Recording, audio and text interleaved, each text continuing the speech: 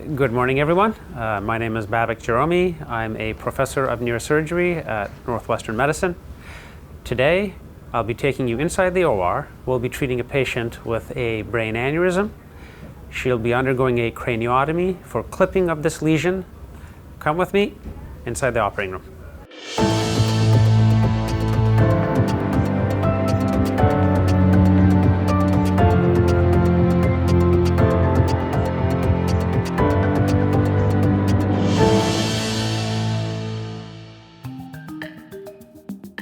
This operation will take about 6 hours. She's expected to then stay overnight in the hospital, and if all goes well, go home tomorrow. So what we're doing now is preparing the most cosmetically suitable incision line. The goal is that in a couple of months, no one will ever know she's had brain surgery. So these clips provide some pressure on the skin edges. Not only do they keep the drapes in place, they also prevent unnecessary blood loss from the margins of the scalp. So here we can see the scalp has been opened. We can see the bone underneath. The only remaining attachment is the temporalis muscle. We're going to gently strip that. That will then give us access to the frontal and temporal bones. This allows us to do very traditional craniotomy. So now we have exposure to the portion of the skull that we want to remove to be able to gain access to the brain. This is done by drilling a couple of small pilot holes, and then we connect it with a saw, and then that allows us to take off a portion of the bone in one piece.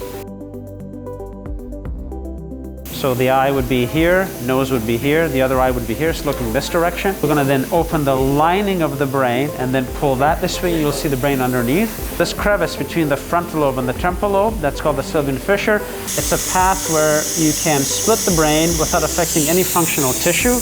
And that can get you deep to the center of the brain and reach the pathology and treat it. So do you guys see this pulsating mass here? That is the aneurysm.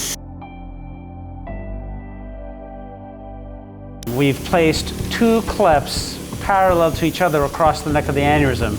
The clips are made of titanium. They're a permanent implant. They stay in the brain forever. So now what that's done is blood can't get through the clip into the aneurysm dome. The aneurysm dome is collapsed, but we wanted to make sure the blood vessels that were below the aneurysm were still open. And so we used the Doppler to hear that pulsatile whoosh, whoosh sound, showing that branches coming out were patent, but the aneurysm itself was silent. So we just injected a fluorescent dye intravenously. So these vessels lit up. There's the aneurysm that remained dark. That aneurysm is dead. So now we're going to begin the closing part of the operation by sewing together the lining of the brain called the dura. There's the two clips that you can see that have secured the aneurysm. So now we're going to bring this on top of the brain and suture it closed again. The next step is to place the bone back on top of the skull and secure it with a little plating system. The fact that we can open a skull, be inside a human brain, do something that sounds so incredibly invasive, and then have someone walk out of the hospital the next day back to their regular life with a brain aneurysm cured, that is incredibly gratifying. I can't think of anything more satisfying to do. Well, at least I think that. So